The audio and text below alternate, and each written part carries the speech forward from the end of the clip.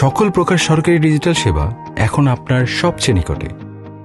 আর নয় লম্বা লাইনে দাঁড়ানো, নয় ভোগান্তির ভ্রমণ।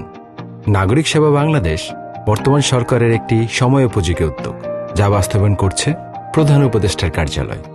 উদ্দেশ্য একটাই, সরকারি সেবা পৌঁছে যাবে জনগণের দোরগোড়ায়, শহরের প্রতিটি কোণা থেকে শুরু করে গ্রামের অলিগলি পর্যন্ত।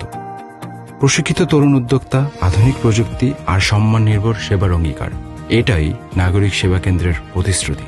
এখানে আপনি সহজেই এবং দ্রুত পেতে পারেন জাতীয় পরিচয়পত্র, পাসপোর্ট, জন্ম নিবন্ধন, সাধারণ ডায়েরি, কর ফাইলিং সহ নানা গুরুত্বপূর্ণ সরকারি সেবা, সবই আপনার কাছাকাছি এক কেন্দ্রে।